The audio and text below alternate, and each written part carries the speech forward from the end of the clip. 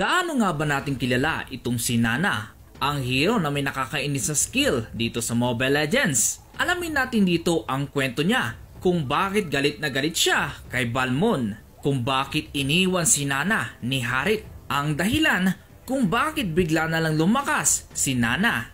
Aalamin natin yan sa video na ito. Kaya bago natin simulan ang video na ito, kung napadaan ka na naman sa channel natin na ito, i-subscribe mo na yan at i-hit ang notification bell nang sa ganon maging updated ka rin sa mga bagong videos natin.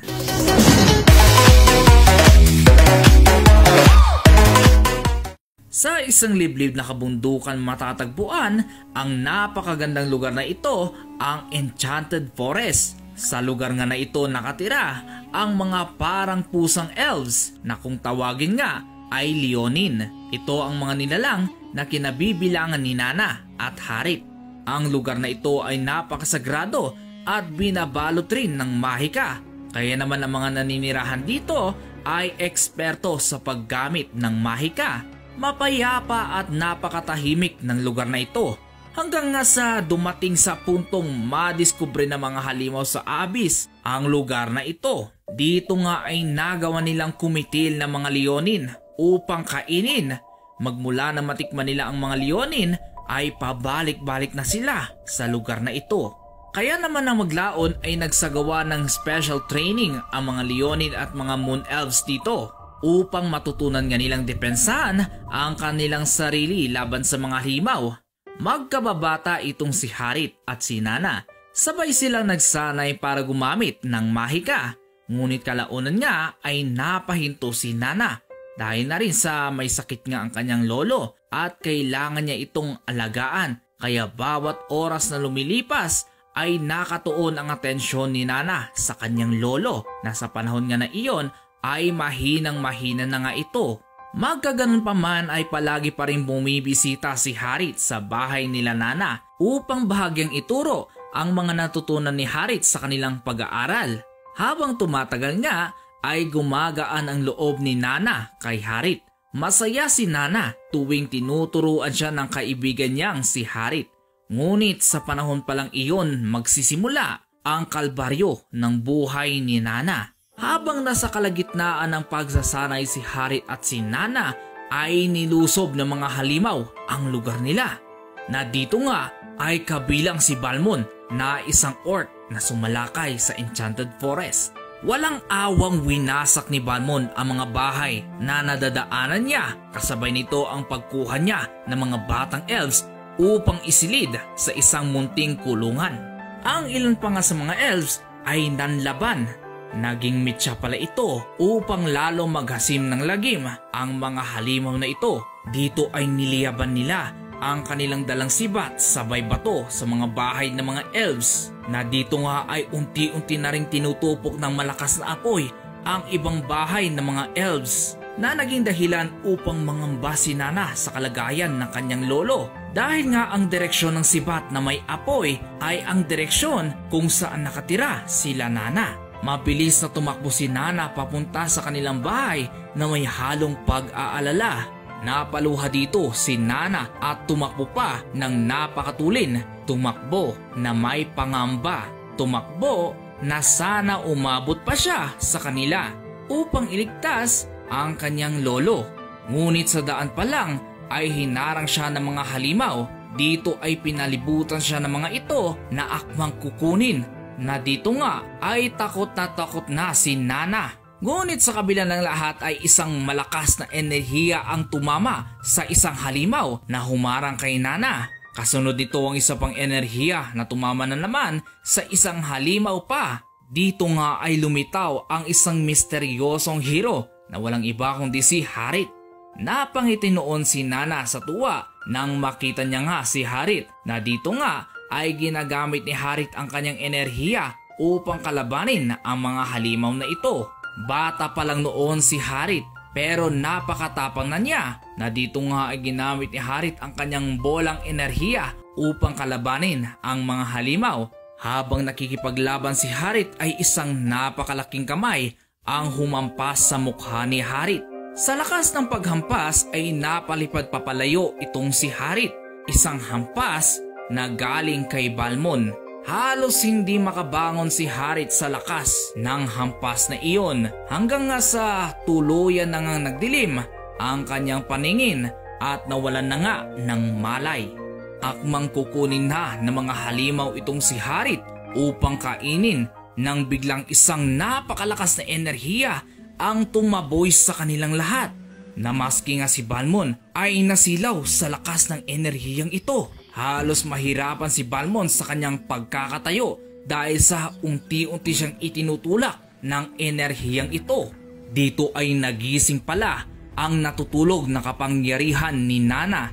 Isang kulay rosas na mahika ang dumadaloy sa kanyang katawan na ang mga mata ni Nana ay namuti na parang nag-aalab na apoy. Galit na galit si Nana na halos lahat ng madaanan niya ay naitataboy sa lakas ng kanyang enerhiya. Kaya dito nga ay nagdesisyon na rin sila Balmon na lisanin ang lugar nila Nana.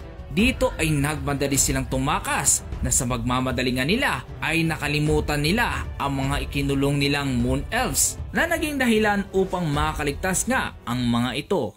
Kinabukasan ay nagising na lang si Nana sa isang hindi pamilyar na silid. Dito ay bumungad sa kanya ang malungkot na mukha ni Harit na ang kaganapang ngang ito ay naglalahad ng masamang balita. Tuluyan na nga nilamon ng apoy ang bahay nila Nana. Nasawi dito ang kanyang lolo. Dito ay napaiyak na lang si Nana na may halong galit sa mga halimaw at sa mga puntong ito ay nabanggit na rin ni Harit na si Nana ang naging dahilan upang maitaboy ang mga halimaw na sumugod sa bayan nila. Hindi makapaniwala si Nana sa mga naririnig niya, ngunit nangingibabaw pa rin ang kanyang galit na nararamdaman sa mga halimaw na iyon. Sa paglipas ng panahon ay unti-unti na rin nakarecover si Nana. Nasa panahon nga na iyon ay nakapagpatayo na rin siya ng sarili niyang bahay sa tulong na rin ni Harit. Kasabay nito ang paglaki na rin ni Harit at ni Nana. Nakalaunan nga ay pinarangalan na nga si Harit na isang pinakamalakas na leonin sa lugar nila. Na dito nga ay tuwang-tuwa si Nana. Proud na proud siya kay Harit. Habang lumilipas ang panahon ay lalo pang lumalalim ang pagtingin ni Nana kay Harit. Mula nang tulungan niya ito makamove on ay nagsimula na rin mag-iba ang pakiramdam ni Nana kay Harit. Gustong gusto talaga ni Nanang kasama itong si Harit. Bawat sandaling kasama niya ito ay parang tumitigil ang ikot ng mundo. Bawat minutong kausap niya ito ay sana hindi na matapos pa. Nahuhulog na nga si Nana kay Harit. Ngunit palihim niya pa rin itong inilihim kay Harit. Hanggang nga sa niyaya ni Nana si Harit na mamingwit sa lawa na malapit sa kanila. Hindi na rin tumanggi itong si Harit dahil na rin sa napakasarap na mga isdang mahuhuli sa lugar na iyon. Gamit ang mahika ni Harit ay nagkarerahan nga sila ni Nana upang makarating sa lugar na iyon. Na dito nga ay talagang palaban din si Nana at nakipagsabayan niya kay Harit na may halong saya. Habang namimingwit at naghihintay ng isda ay naging seryoso ang usapan nila Harit at ni Nana. Dito ay nabanggit na rin ni Harit na gusto niya talagang umalis sa lugar nila upang lalo pang lumakas, upang lalo pang maging mahusay na mandirigma. Dito ay halos manikip ang dibdib ni Nana. Gusto niya sanang hindi payagan si Harit, ngunit wala siyang magagawa. Kaibigan lang naman ang turing sa kanya ni Harit. Sa mga oras na iyon ay gusto na talaga niyang sabihin ang nararamdaman niya kay Harit, ngunit nanatili pa rin siyang tahimik. Ang pag-uusap na lang ito ay hindi na naulit pa dahil nga sa dumating ang puntong hindi inaasahan ni Nana ang oras ng pagpapaalam ni Harit sa kanya. Napakasakit isiping panandalian lamang ang lahat. Panandalian kang dinaanan ng taong mahal mo. Pagkatapos ay iiwanan ka rin pala. Tuluyan na nga naglakbay si Harit upang lalo pa siyang lumakas. Ang mga sumunod na araw ni Nana ay parang nabalot ng kalungkutan. Masaya siyang maging masaya si Harit. Pero sa totoo lang ay hindi niya kayang mawala si Harit sa piling niya. Lumipas pa ang ilang araw at kagaya ng dati ay nangungulila pa rin si Nana. Namimiss niya talaga si Harit. Bawat araw at gabi, palaging si Harit ang nasa isipan niya. Kada mangyayari iyon ay nakakaramdam siya dito ng napakatinding kalungkutan.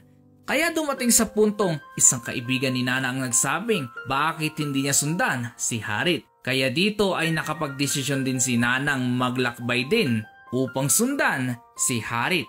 Sa mga panahon na iyon ay hindi pa masyadong kontrolado ni Nana ang kanyang kapangyarihan, ngunit naglakas loob pa rin siyang maglakbay upang hanapin ang taong pinakamamahal niya. Nagsimula na nga maglakbay itong si Nana na sa daan pa lang ay napakatindi na ng pinagdaanan niya. Nariyang hahabulin siya ng mga lobo. May mga pagkakataong hindi talaga sumasang-ayon sa kanya ang panahon.